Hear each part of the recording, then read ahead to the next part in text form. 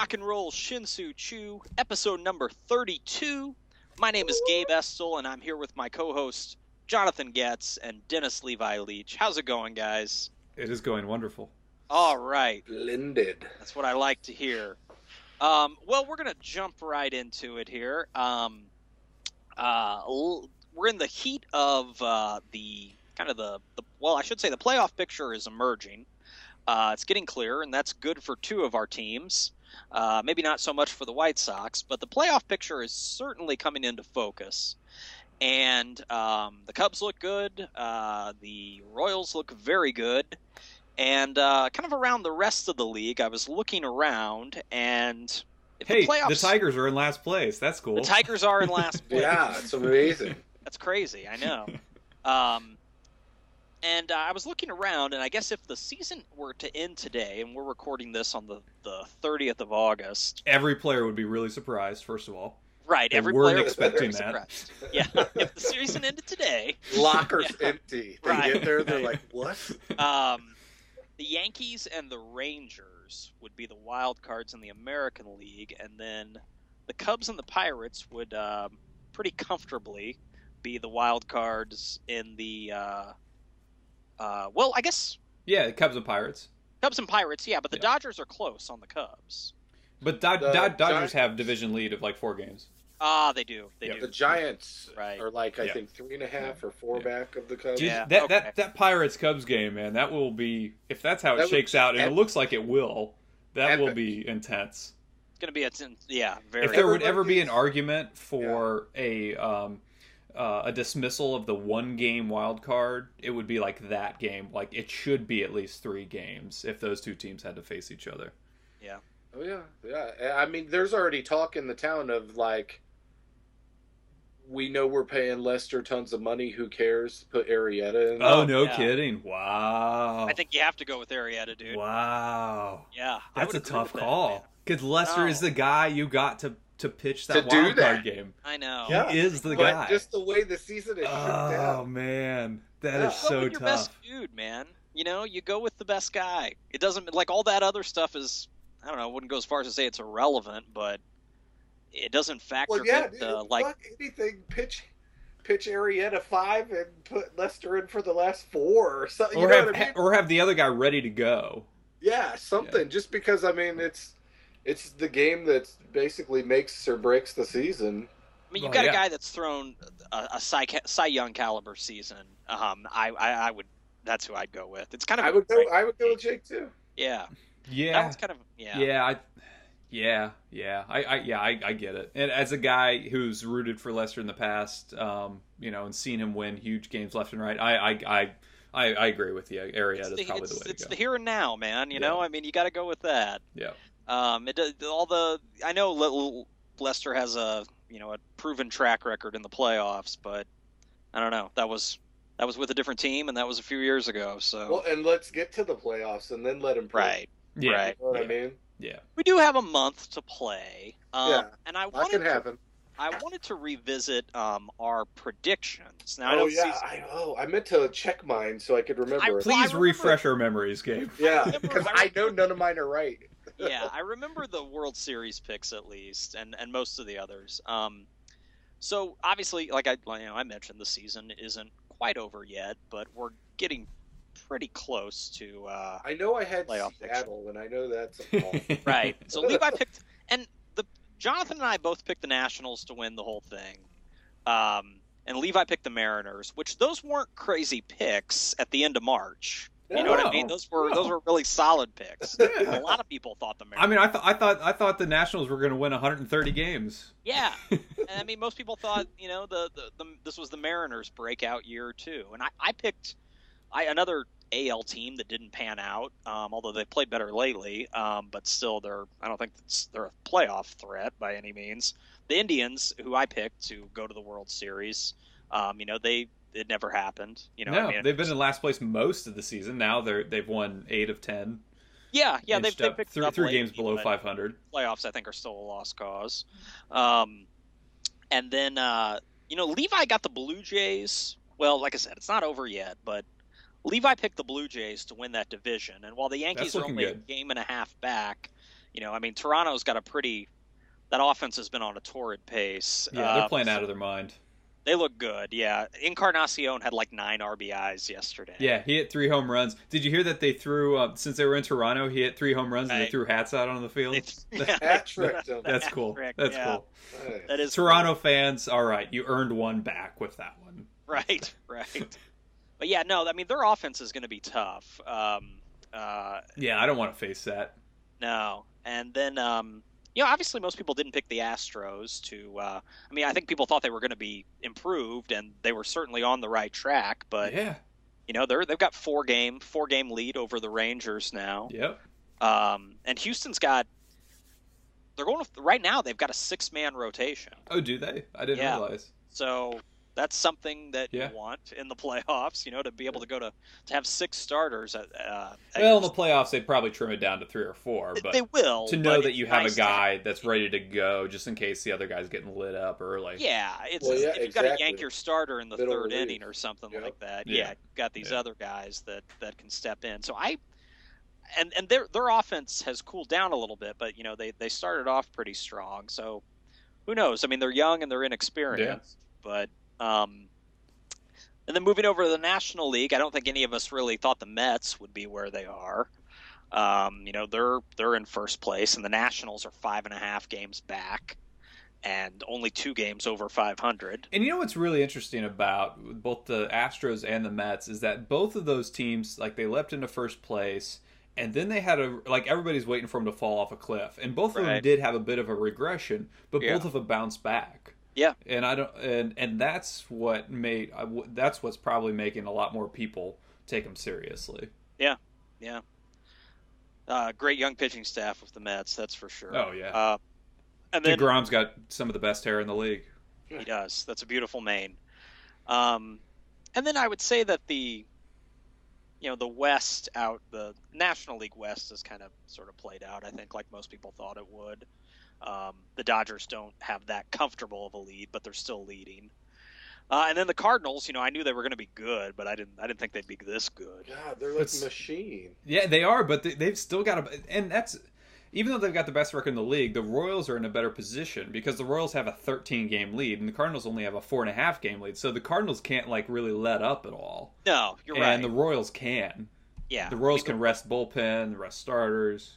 Yeah, the Royals are just playoff prepping at this point, I mean... Yeah, they got a 6-game lead for best record in the AL, and that's kind of all they got an eye on right now. So if you guys had to pick it over, right, you get a do-over. Hold on, who did I pick for the World Series? You picked the Red Sox in the American League. Oh, yeah, that's pretty awful. The Red Sox and the Nationals. I had Cleveland and Washington. Levi had the Dodgers and the Mariners. Okay, all right, yeah, I'm looking pretty bad. I hate to say it, but it would be tough to beat the Cardinals. It really would. Oh my Kansas City is probably the team that could do it, but it would be tough. I mean, obviously I don't want them to win another World Series, but I'm just going with my head and not my heart here. Oh, so. No, they're ridiculous, man. And it's gonna take a team like that Red Sox team or somebody that has like just magic to like the 04 Red Sox team. Yeah, you know what I mean? Right. It's gonna take some kind of just magic. No, I think that this is like what was that Mariners team? And it was like 2001 Mariners that won 116 games or something like that. So yeah, this house of cards is gonna fall, if you will. I hope. And I think, I think it'll be. If the Cubs won that game, would it be Cubs Cardinals for the? Ooh, I don't know. It depends. I have to see. It depends. How I think they reseed. I think they reseed after because there would be some hostile territory in Central Illinois. If the Cubs have a better record than one of the other 2 division winners, then I think the Cardinals and the Cubs wouldn't play. Yeah, I think you're right there. But I'll take Kansas City over Pittsburgh in the series. Kansas City over Pittsburgh. All right, stamp it. I get that will not be a ratings juggernaut. Oh no! Oh no! Oh no! And this is what Middle America says. Just double birds all around. This is what we have to say about your ratings. I'd like to see it. But yeah, certainly the rest of the country would Oh totally no, it's like the working class series for sure. That's right. That's right. Levi, who do you think? Who do you? I mean, obviously the heart says you're the Cubs, but well, yeah, I had originally picked Toronto. I didn't think they were going to be as good. I had no idea they would make the moves they did. They have they have the best, what is it, left side of the infield or whatever, you know what I mean? They got the best offense. Donaldson, Tulo. Yeah, and so it's like... if their pitching can hold up and Price stays the ace. I think they could be the wild card. I think not literally the wild card, but I think if everything comes together, they'll be in the World Series, I think. And it's possible. Yeah. I mean, that offense is going to be hard to stop. It's probably the best 1-2 top of the order I've seen in quite a while. Yeah. So, yeah, we'll see. I mean, I would say St. Louis and somebody else. The American League is kind of up for grabs for me. I would, if I had to pick somebody, I'd say Kansas City. So I'm thinking it'll be the rematch of 1985. Yeah, that would be great. Yeah. That would be. I know that's not the most adventurous pick with teams with the best records, but yeah. Anyway, all right. Well, we'll see how it shakes out, guys. But it looks like both of your teams, knock on wood, will be playing in October. Gabe, at least you guys got to wear the old unis earlier this week. We did, yeah. Collars. Yeah. Did anybody get any bad strawberries or anything, raspberries on their legs while they're sliding? Shorts. Yeah, they're capri pants. Yeah. They were sort of like capri pants. Yeah, they weren't a good look then, and they're not a good look now. Fun. I think it's fun. I mean, I think the marketing department tried to capitalize, Instagram the shit out of this Throwback Thursday. Mm-hmm. The game was on a Thursday. Yeah. It was good marketing on the White Sox part. Yeah. And we won. So hey, yeah. Wear them again. Right. Got a rare win. So anyway, looking at going to music here now, Levi. I know that you went to a little festival over the weekend in Colorado called NedFest. Yeah, it was. Do you want to tell us about NedFest? First of all, how did they get the name?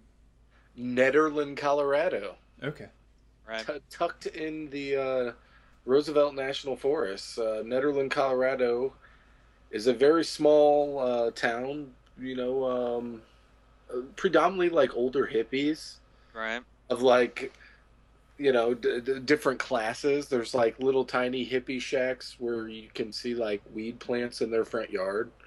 And then there's like giant guys who probably retired from Apple who have like houses on the sides of the mountain that overlook the cliffs. Yeah, right. Yeah. And so it was a diverse crowd, man. Yeah. So I didn't know, I guess it's a new trend to look like you were in Dexy's Midnight Runners. It's like a new look. There were like guys in suspenders and like bandanas, and some guys could pull it off, some guys not so much. The music was excellent. The opening acts were local Colorado bands. I mean, none of them I could tell you their names. Right. There were, I want to say, two of them, and then Hardworking Americans played, which is a really good band, for those out there that don't know, with Todd Snyder and Dave Schools and Neil Casal from Chris Robinson Brotherhood, and Dwayne Trucks, Derek's little brother, is playing drums with them right now. Oh, is that who? I knew he was. I know if he was Butch's kid or Derek's brother. All right. Derek's little brother. And, okay. I think the other guy's name was like Chad Staley, and I think he's from a band called Great American Taxi. Oh yeah, right, with Vince Herman. Yeah. Yeah, and so they were really good, and I had only heard a 7-inch single of theirs. They've just got one record, I think. Yeah, I have heard one single off that. It was from Record Store Day. It was a promo. And they were really good. I hadn't ever seen them live. Todd Snyder kind of has a... He's a trip. Yeah, he has like an Americana Peter Wolf thing going. like really cool front man working the mic, trying to you don't see a lot of guys trying to be front men hardly anymore, so it was cool that he was doing that, I think. And after that was Chris Robinson Brotherhood, and they were good. It was a really cool laid back environment. I think very like John Prine like lyrics with Todd Snyder. Yeah, definitely. That's the guy who discovered him, actually. Oh, no really? Kidding? Yep. And I want to say it was like the early 90s. Yeah. So yeah, it was a great time. It was really family friendly. There were kids everywhere and loads of craft beer and barbecue and nice. It was a sounds good time. Nice and small too. Nice yeah. Yeah. I think they capped it at 2,000 people. That's what I like to see. Yeah. And it's like you're literally like kind of basically in the valley staring at mountains, and there's a huge lake. So it sounds was like, awful. Yeah. So how was Chris Robinson? Good. Didn't really talk to the crowd, which like surprised me. That's because weird. Like that is the Chris Robinson I know, is the guy who's like telling the crowd to shut up and stuff. So I and even my wife mentioned something about that. She was like, "Hey, he didn't even like, he just like got up there and went to work like it was a job." I was like, "Well, it is his job." And it was the first show of their tour, so I don't know, maybe I'm sure he had a lot of very good Colorado hospitality in his bus all day long. Because they had a huge tour bus. It was like a Provost. It was a professional tour bus, and yeah. Well. Oh, good. Coolio. And they have their own beer. My wife had one, and I had a sip of it. It's made by Anchor Brewer. Mm-hmm. Yeah, and it's called Brotherhood Steam. Oh yeah. I heard about that. Yeah, Alan Forbes, the poster artist, designed the can. So I kept the can just as like right on. Yeah. What kind of brew is it? Is it hoppy or malty dry hopped? And so it was very hoppy. Yeah, right on. She had a blonde earlier in the day that was really good from a local brewery. I think they were called the Boulder Brewery. Nice. And I mean, if you're into craft beers, this was the place to be. Right on. Colorado seems good for that. Well, cool. And as far as festivals go, I know that Denver, the Riot Fest, makes 3 stops: one in Denver, Chicago, and then Toronto as well. They they're all pretty close together. The Denver one was this weekend, and then the Chicago one is in 2 weeks, which I'll be going to.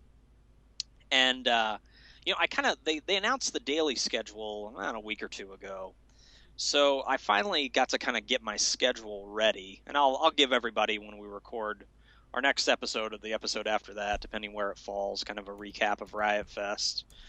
This will be the 3rd year in a row that I've gone. And I am able to go to all 3 days, so that is nice. And if I had to do it all over, I kind of bought the 3-day pass a little bit, kind of impulsively, like, oh, I'm going to go, that it's like, that's a big commitment, It is. Especially with a kid. It works like all that. 72 hours. You're I mean, and I'm going, it's not like I'm getting there at noon every day, so the first day, and I'll keep this brief, but I've got the only thing I'm disappointed in, the only act that I'm gonna miss out on is I really wanted to see Living Color, and they put them in a bad slot. They're at like 2:30 on Friday afternoon. What kind of respect is that? I know, right? I mean, for a veteran band, afternoon slot, early afternoon at that, on the first day.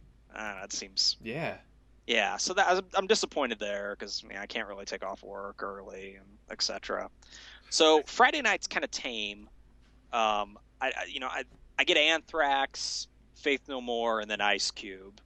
Ice Cube is up against Motorhead, but I've seen Motorhead 3 or 4 times, and with Lemmy's health being pretty precarious, Ice Cube is going to do Straight Outta Compton in its entirety. with MC Ren and Yellow Boy. So I'm looking forward to that. Yeah, you gotta go to that. So it's kind of like a mini. It's like NWA minus Dre and Easy, basically. Yeah. Who the fuck's Dre? Dre needs to get in on that shit. Dre's got plenty of money, my man. Oh no, dude, since 2001 he hasn't come out with a record. And all he just came out with one. Oh, did he? Yeah. Okay. But you're right though. I mean, there was like a 15-year gap. Yeah, I was like, dude, yeah, you just cashed checks for 15 years. That's all that dude did. Selling headphones, man. Yeah.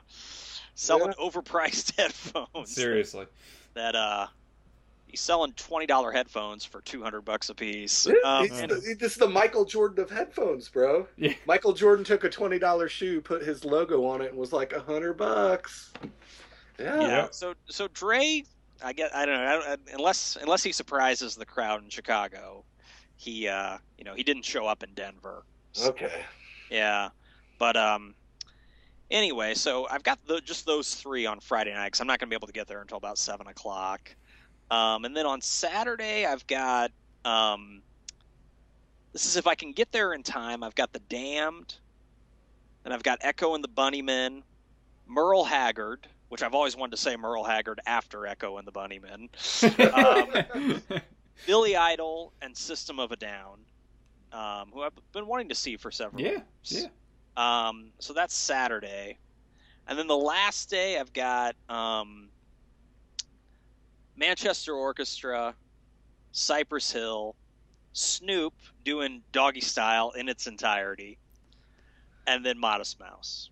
So that's hopefully going to be my record. Has Riot Fest been so this hip hop heavy? They've a couple years ago they had Public Enemy. I saw them. Yeah. But yeah, I think they always have a couple hip hop or a few hip hop acts. Okay. Yeah. Okay. Yeah, it's kind of a mixture. It's kind of like punk and hip hop are like the main. Are essentially, the two genres that are probably the most well represented at the festival. Yeah. Yeah, particularly punk. So if you had to commit, let's say next year you could only commit to Riot Fest, Pitchfork, or Lollapalooza, which one would you choose, like blindly, not knowing who would be playing, just based on reputation?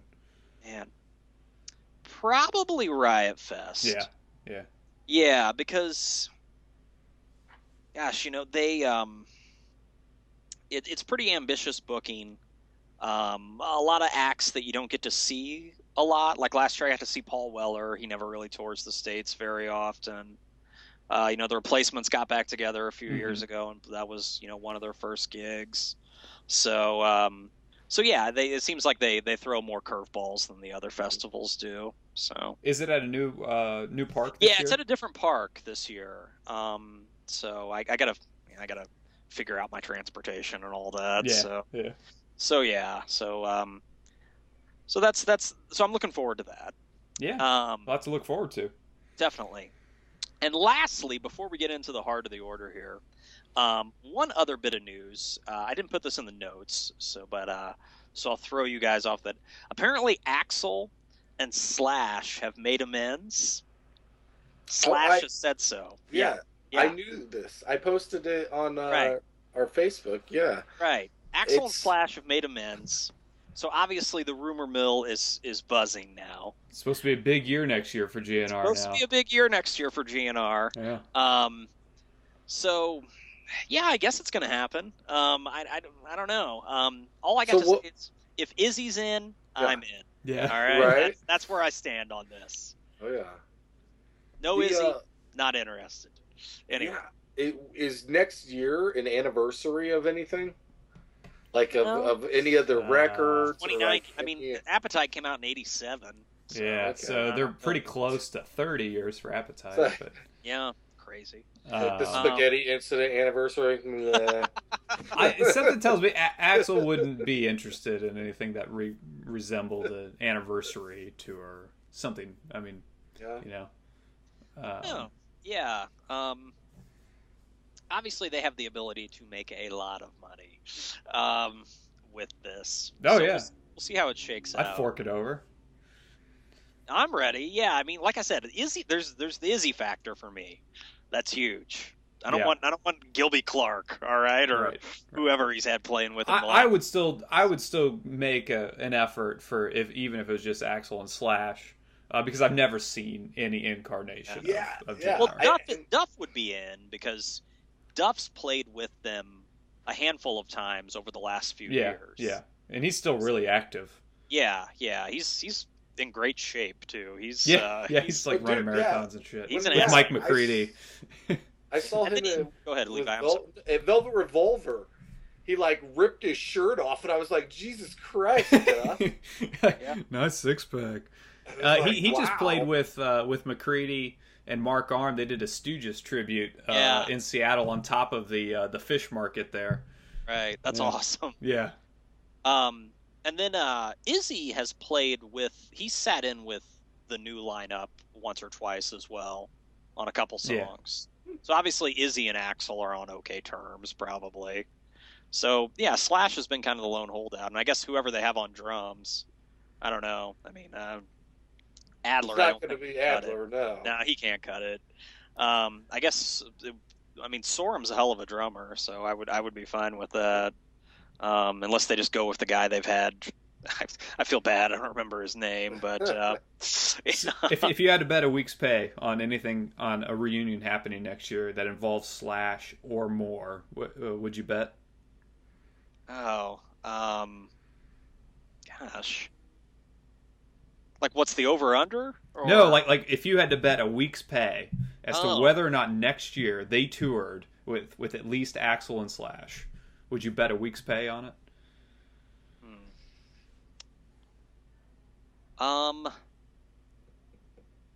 No, I wouldn't, because I think that Slash seems like I don't know. He doesn't seem like he'd really like just do it for the money, you know. He seems like a dude that sticks to his principles for the most part, and probably I doubt he. Obviously, it's a shitload of money, and that can make people do things they normally wouldn't do. But I don't think he's really seeking a large payday. I'm just speculating here. But yeah, so I don't think so. Could I maybe see like the new lineup of Guns N' Roses playing, and maybe Slash comes out for a couple songs, like on like their whatever show they do in LA or something like that? Maybe. But like a full-blown tour, I don't know. I don't think so. Okay. All right. Levi, would you? I think I would. Yeah. Would you? Wow. I think I would. Optimistic. I just think I think the money is there. And I do think Slash does have principles, but like I think those Guitar Hero checks are slowly not coming in the mailbox anymore like they used to. The Guitar Hero checks. And I know Duff would love to have the money, and you would figure Izzy would love to have the money. Yeah, I mean, he's been the least active of any of them. Well, actually, I mean, he's put out albums, but he doesn't tour regularly. That's a great segue. And his albums are good too. Yeah, that is a great segue, which we will that get first to now. Izzy record is awesome. The Juju the first Izzy and the Juju House record, yeah. Oh, that's one of my favorite. That's one of the best records of the '90s, as far as I'm concerned. Yeah. Anyway, so Levi is right. That is a good segue for our main topic tonight, which is solo releases from members of established bands. So really, the only criteria we had is this person was in or had left an established band. Right? I mean, that's really the only criteria. Yeah.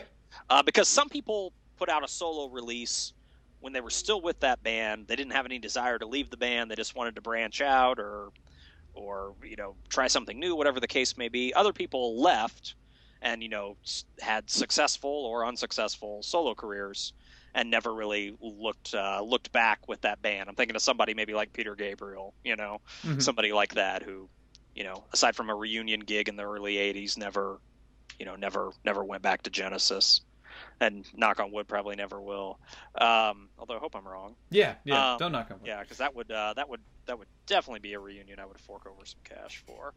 But anyway, So we're going to share some of what we think the best and worst solo releases. And, when we say best and worst, just meaning maybe, ones we like, ones we don't like, some of our favorites and least favorites. Levi, I'll start with you, man. Let's start with the good. What solo releases come to mind for you? Well, we mentioned that Izzy one. That was going to be one of the first ones on my list. Yeah, and that was after he left Guns N' Roses. Yeah. He had left, and yeah. I don't know if they ever even pressed it on vinyl, but I've never seen it on vinyl. And I would really, yeah, I've never seen a copy of it on vinyl, just CD. And who else? I like one of the ones that when we first did this that came to my mind when you said ones you didn't like was the Scott Weiland solo record. He's got a couple of them. The first one, 12 Bar Blues. Yeah, that was the one I wasn't that big of a fan of. Yeah, it made I was looking at like worst like the list of the worst ones, just ones that are out there on different websites, and that made a few of them. Oh, at the record store, we would buy that CD like over the counter all the time, and I would just it was like a joke. It would just be like, another copy of 12 Bar Blues. Yeah, because it would have come out in like 97 or 98, so STP was still a pretty big act at that time. Not maybe necessarily their prime, but they certainly were still a pretty big band. Yeah. The first Dickie Betts record's really good. Oh, I'm trying to find I know the picture of it in my head. I think it's not Higher Ground. Let me look. It's the one from like the mid 70s, right? Yeah, here we go. I'm pulling up his discography right here. I figure the Almonds being as successful. Highway Call. That's the name of it. Yeah. Yeah. You figure with the Almonds and like with Brothers and Sisters being so successful, like he probably had a lot of flexibility with his solo record, financially, and he could probably really do what he wanted, is my guess, and get a lot of label support for it as well. So yeah, good choices there. I do like that 12 Bar Blues record a little more than some folks do, though. I don't mind that one. I think the one that he came out with, I don't know, maybe 7-8 years ago, that Happy in Galoshes or whatever that one. Oh yeah, that one is just as bad. Yeah. So let's think about as far as like the 90s alternative scene goes. Yeah. You had Chris Cornell. He did Euphoria Morning, which is pretty solid. Which isn't bad. Yeah. And then Scream, which I never listened to. Scream is terrible. You've never heard it?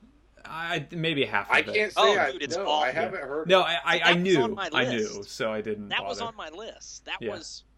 I don't even think that's one of the worst solo records I've heard. I think it's one of the worst records I've ever heard.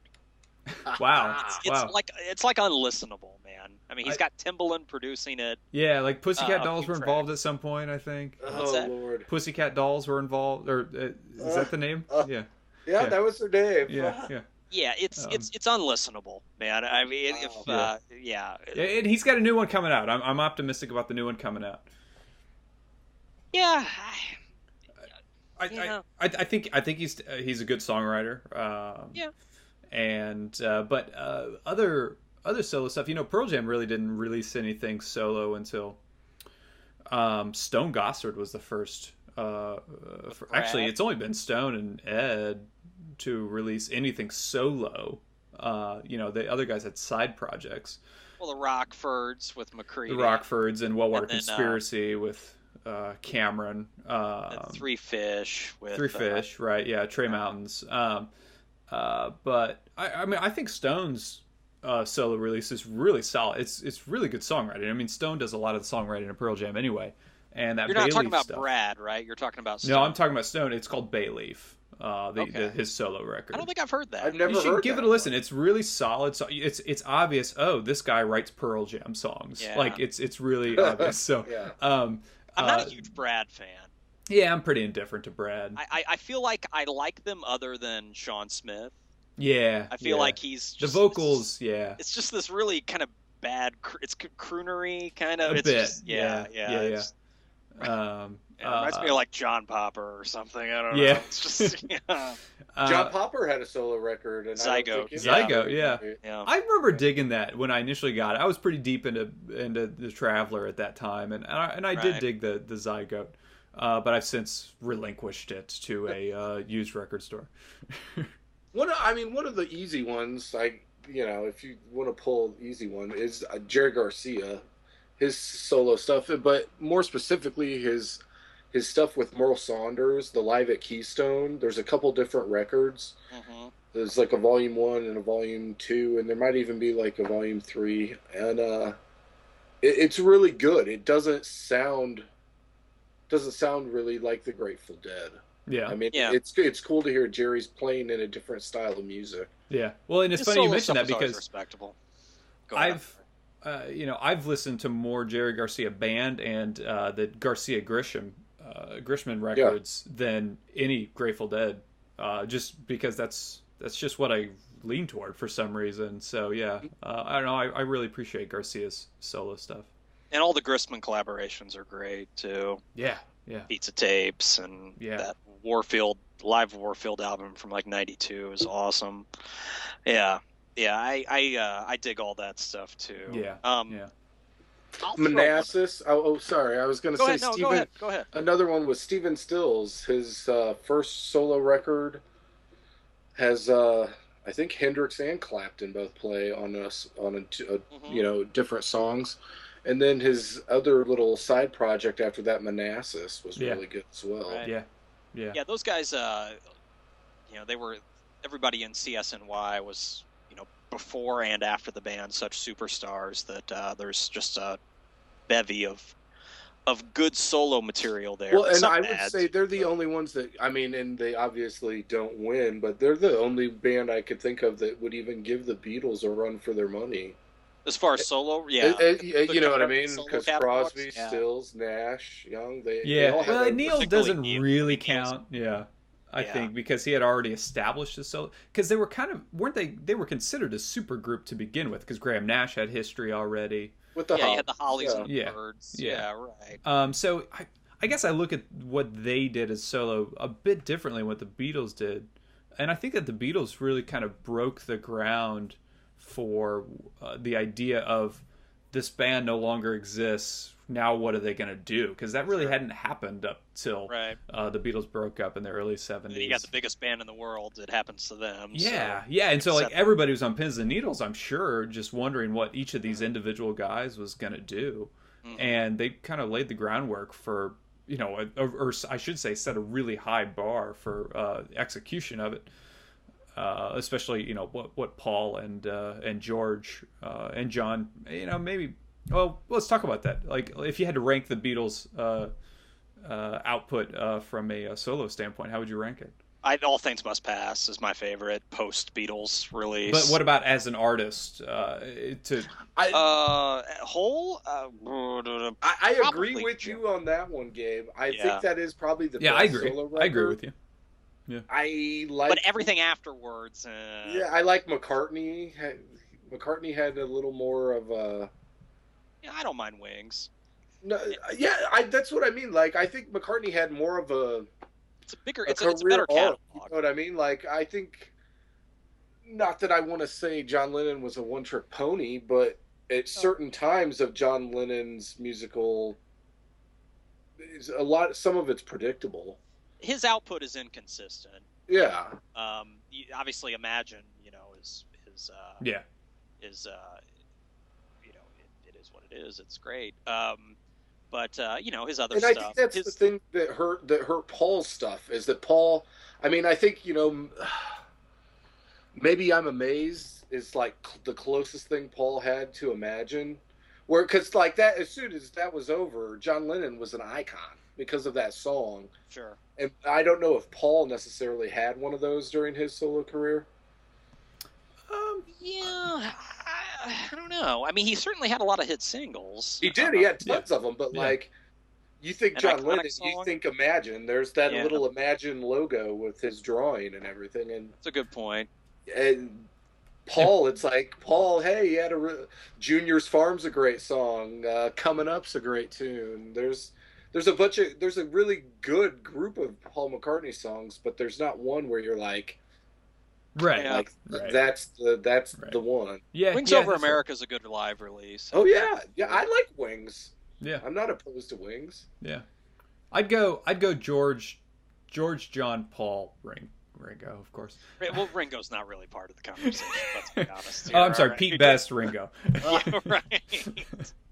No, I feel bad for Ringo because I mean, I like you. It don't come easy. It's a really good tune, Of course, yeah, but like one tune in your whole solo career, I guess, is kind of that's a bad batting average. But can't all be perfect. I mean, and the thing is, and it's hard for me to appreciate because I'm a guitarist, or I grew up as a musician as a guitarist.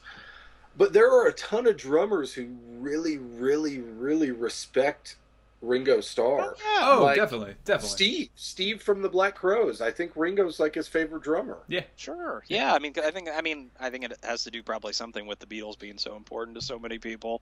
Yeah. But speaking of drummers and solo releases, I was looking over these lists, and Keith Moon's solo release, Two Sides of the Moon, I've never was on heard a lot of it, and I listened to it today, and I think it's pretty fun. I mean, it's just goofy as hell. I bet. And it's I don't know what people expected. You take a madman drummer and who's on a bunch of drugs, and let him have a solo record and do. You're like, here's a check. Right? Like, what do they expect? Yeah. A ton of people are on it. Like Harry Nilsson's on it. I think Clapton's on it. Yeah, like it's weird. It's a lot of like it's kind of got like a 50s feel to it, early 60s feel, and it's just weird. It's funny. So I don't know if it's as bad as everybody makes it out to be, because I don't really. I think you probably should have tempered your expectations if you were a critic or reviewing that record. Oh, yeah. Well, I mean, it's kind of almost like people thought every solo Kiss record was going to be awesome, and they all were kind of. I mean, by far, Aces is that's best. what I thought. But like, I mean, it's like, did people really think like Peter Criss's solo record was going to be awesome? No. And then his solo records after Kiss, post Kiss, weren't very good either. It just one quick tidbit about Peter Criss's first solo record, not his first one, not the one he released when he was in Kiss, but the one from like 1980, Out of Control. It just goes to show you like how much freedom and flexibility artists had if they were in an established band and they were signed to the label. Like Peter Criss got like $4 million just to make a solo record, and that's $4 million in 1980. Wow. That's a lot of money. Especially money. A lot of money 35 years ago. And the album sucks. It took forever to make. Oh yeah. Like it's just crap. It went nowhere. Like it it didn't even like crack the top 100. But just the amount of, I don't know, I guess trust that record labels put in artists, or they had to, I guess, contractually, but yeah, it's crazy. I mean, like something like that would never happen today. Based on those sales of his solo record, when Ace left, that's how he got the deal. Sure, yeah. That first Fraley's Comet record is pretty good. Yeah. No, hey, man. Yeah, Ace's of the 4 Kiss solo records that were released while they were in Kiss. I mean, Ace's just far and away the best. I mean. The other 3 just pale in comparison to his. I mean, I would even go as far as to say Aces is like one of the best straight ahead rock records of the late 70s. So, yeah. Well, some others. Jonathan, you had listed some people here. Yeah. Well, getting back to the Who. Townsend obviously had some really solid solo output. But I think really underrated is Entwistle's solo output, especially Smash Your Head Against the Wall. I may have talked about it before on here, but it's a really interesting record. And what Entwistle would do, I mean, there's some orchestration involved, like not orchestration, but just as a verb, some orchestration, and even a cover of Cinnamon Girl is on there. Wow. His own version of Heaven and Hell, but even some songs you've never heard before that he's saved for this record. I highly recommend checking out. Smash Your Head Against the Wall. Cool. Yeah, I've heard that one once or twice. I don't have it, but yeah, it gives me reason to revisit that one. You had mentioned in your list, Jonathan, here that the Jerry Cantrell solo record. Well, yeah. He has 2 solo records, I think. Degradation Trip, Boggy Depot, and I was going to say I remember Boggy Depot. Boggy Depot's good. Yeah. It's good. And Degradation Trip's not bad either. I think, in my opinion, the Cantrell solo stuff is him just being. I assume he was just prolific as hell during his Alice in Chains days, and he's like, I got to put this somewhere. If I can't record it with Alice in Chains, I want to put it somewhere. And a lot of it could very easily be Alice in Chains songs. Yeah. And granted, some of the stuff he was probably thinking, this really wouldn't work for Chains, so I'm going to save it. But yeah, I mean, I think it establishes, his solo stuff establishes how important he was to is to Alice in Chains. Yeah, right. Yeah, but especially when Lane Staley was around. Yeah. Levi, any that you stand out that are really bad? Oh. Off the top of my head, hey, how come we never talk about any Stones solo stuff? Well, I was gonna mention, Mick Jagger's solo record's awful. She's the boss, man. Fuck, that would be another one. That would come in on vinyl all the time. Oh, really? And it would come across the counter, and you'd be like, "Oh, there's another copy of that." Yeah, that one a few years ago, Got Us in the Doorway, which is pretty bad too. Glenn Frey's, is it No Fun Allowed? I think is the name of it, something like that. It's a Glenn Frey solo record, and it would come into the store all the time. It's awful because one day I put it on because we ended up having about 3 copies of it in the new arrivals bin. Like it's 3 not copies. It's not the one with all the singles on it, right? I mean, it's not like the one with like Smuggler's Blues or is it? Because I mean, like I don't. Like Smuggler's Blues is an amazing music video, but like that solo record, I mean, commercially it was successful. It's called No Fun Allowed. It was his first one from '82. It said the 2 singles off of it are The One You Love and I Found Somebody. Okay, the album after that, like, because he did the Beverly Hills Cop soundtrack. Yeah. Thank God he turned it around. Yeah. But his first, it was his debut solo record in '82. Yeah. And it's not good, man.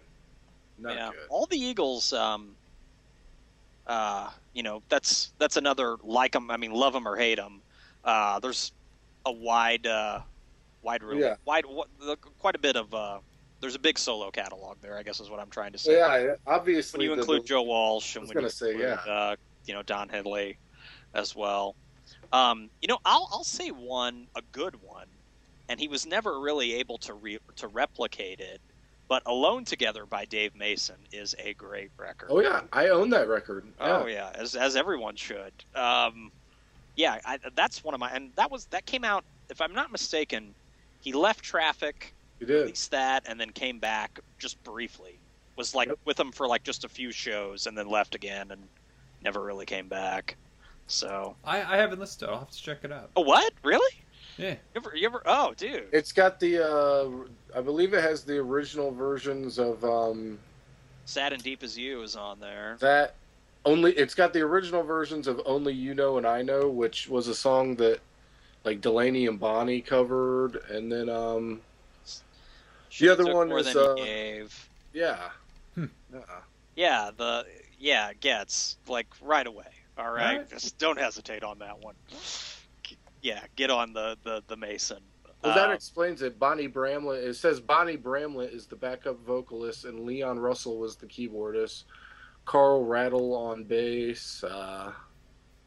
It's all that family. Yeah, it's Jim Keltner, Jim Gordon, Jim Capaldi. Yeah. The 3 Jims, the 3 drummer Jims. Nice. Yeah, that's a great one. That's one of the best solo releases of the 70s. And then also I like one of my other favorites is If I Could Only Remember My Name by David Crosby. Yeah, that's a great one. Cowboy movie and Music is Love is a beautiful song. So that's those stand out to me. So a lot of stuff here. Any others, guys? That I'll say I think Jenny Lewis, to get more contemporary. Jenny Lewis gets a lot of acclaim for her recent stuff, but I still think her previous band, Rilo Kiley, is. I enjoy Rilo Kiley more than I do Jenny Lewis's solo stuff, though I think the solo stuff is, an album that came out is solid. Is solid, but I like her solos. But I would rather see another Rilo Kiley record, I guess. The Jim James one, I was pretty indifferent to. Jim James of My Morning Jacket. He's kind of out there. Sure. So yeah, he's so when he doesn't have the vehicle that is My Morning Jacket, it can really go. I mean, maybe someday I'll get it and I'll understand it. But I'll tell you a solo release that might be unnecessary. It's got a guy playing a ukulele. Unnecessary? Okay. So Eddie Vedder releases the ukulele songs. I think he just wanted to release an album of songs, with the ukulele. I mean, he can do whatever the hell he wants. Yeah, it's just, I don't like it. I think it's solid songwriting. I think Into the Wild is better though, a soundtrack. But still technically, I mean, some of that Into the Wild stuff they play, they've incorporated into the Pearl Jam catalog. I don't really have any desire to see like those guys outside of Pearl Jam. I got to be honest. It's just, I mean, I respect them, and I see Eddie if he came to town, but as artists, they obviously I would want to do my own thing too eventually. Yeah. But Eddie's solo sets are impressive. There's a lot of interesting covers in there, and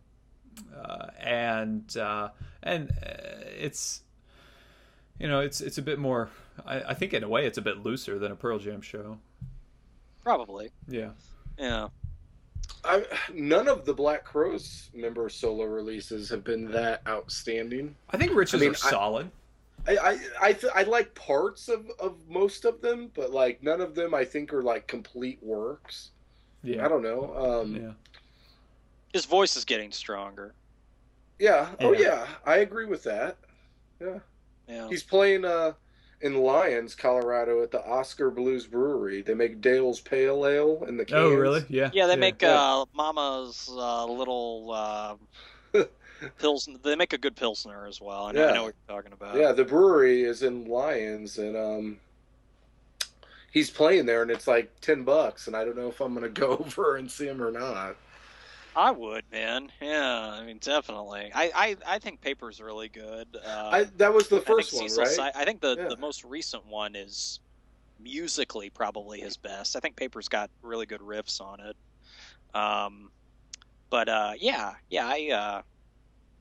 Gosh, I'm into whatever Rich is doing. I'm a little biased there. Yeah. I'm drinking. Yeah, I'm drinking that Kool-Aid. Yeah. Still waiting on that Ed Harsh solo record. Bring it on, man. We're gonna Kickstarter that thing for him. Okay. I think we'll need to. It might have to be the Shin-Soo Choo All Stars, man. To get even more contemporary, I think the decision of Kurt Weill to go solo from War on Drugs is the best decision for all music fans of the last 5-8 years. Because what the War on Drugs has been able to produce and what Kurt Weill has been able to produce, I think, is some of the best rock music. Definitely the last decade. Yeah, rarely do it's like him leaving made them better, and then he was his own thing. And are they like on cool terms? Yeah, they're friendly. Yeah, they've jammed together, once or twice since he left. There's a cool video of them. It's not hostile or anything. I think it was them on playing in Philly, and it's on YouTube. Yeah, playing this Philly show, really small stage, and you don't realize that Kurt Weill is up there playing because he's just like hunched over. Like, he's practically kneeling on the stage because it's so small, and he's just like hunched over playing during the set, and tweaking his guitar pedals. And but it's a great set. I'll dig it up on YouTube and put it on the That's where in the references. That's where I saw War on Drugs on New Year's Eve a few years ago when I was. It was that same place. Johnny Brenda's, yeah. Nice. Yeah, which is an awesome bar too. And talking about Kurt Vile, I think segues me to our bullpen session, our recommendations.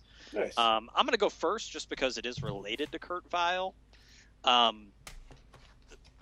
discovered, I don't remember how I discovered this guy other than it was on RDO. So it was kind of just sort of one of those one click led to another related artist things.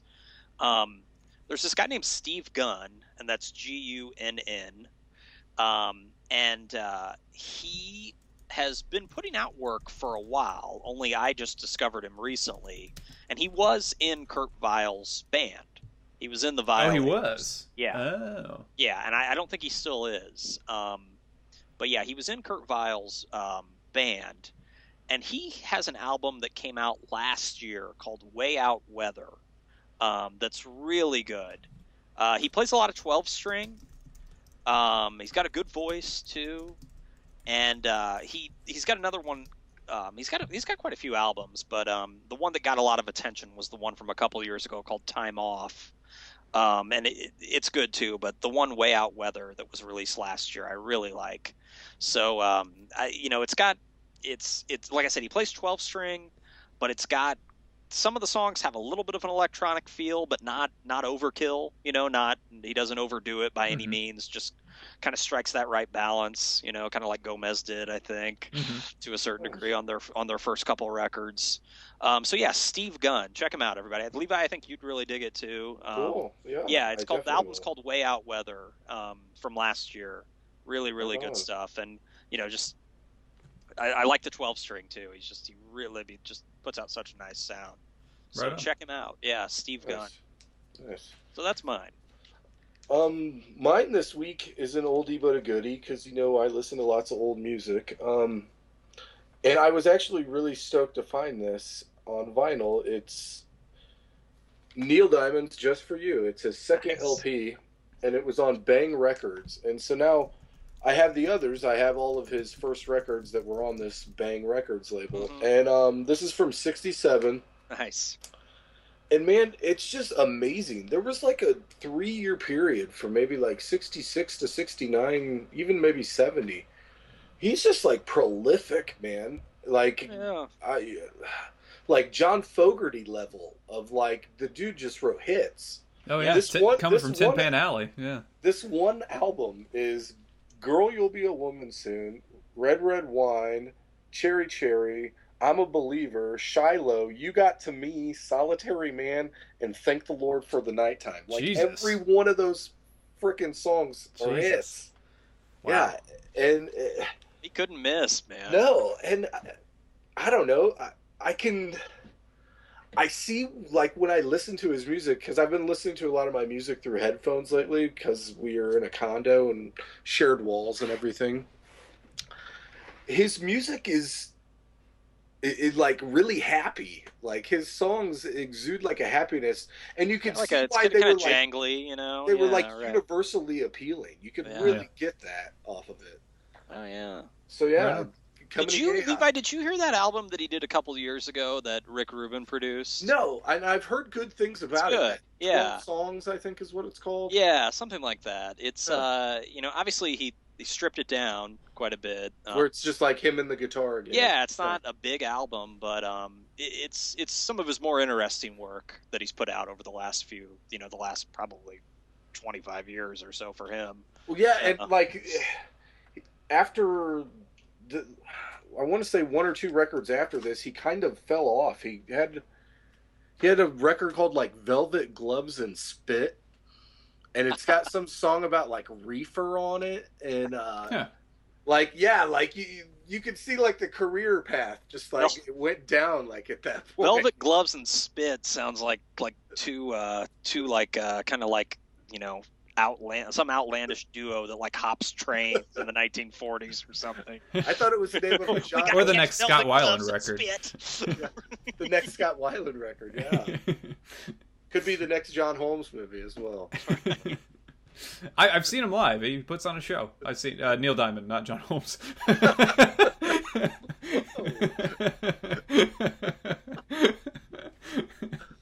So, Jonathan, your recommendation this week? Mine's going back just a couple years here. This is a band from Sydney, Australia, and it's called Royal Headache. And incidentally, they just put out a new record. What I'm showing here is their self-titled debut from 2010. Royal Headache it's kind of garage punk and like vintage like dance hall soul, so like really kind of indie soul. It kind of sounds like the Buzzcocks at times. Kind of produce like the Buzzcocks sound. With this self-titled release, it's pretty straightforward. They aren't really fucking around from song to song. Most songs are just clocking in at like 2:30, but on the new one they actually they mix it up a little bit, and there's even like a slow like crooning song, which is really interesting that the Royal Headache are branching out a bit. But I definitely recommend you checking out not just their self-titled debut, but also their new one. So Royal Headache. Royal Headache, cool. I will make a note of that. Excellent. Well, thanks, guys. Everybody can check out those recommendations on our website, rockchew.com. You can follow us on Instagram and Twitter at rockin. That's in as in Neil Diamond, Neil Young, Neil Casal, all three. Careful, people you better save some for next week. I know we talked about all three. We talked about all three of those people tonight. Yeah. So yeah, you can check us out at Rockin Chew. You can follow us, I should say, on Twitter and Instagram. Like us on Facebook. And also, if you do enjoy this podcast, go to iTunes and rate the podcast. Give us a favorable rating. Or if you don't like it, tell us what we're doing wrong. We appreciate any type of feedback. So that'll help us get a little more exposure on iTunes as well. So we would certainly appreciate that. Until next time. I will see everybody and see everybody again soon, and have a good night, everybody. Take care. Later. Peace. Later.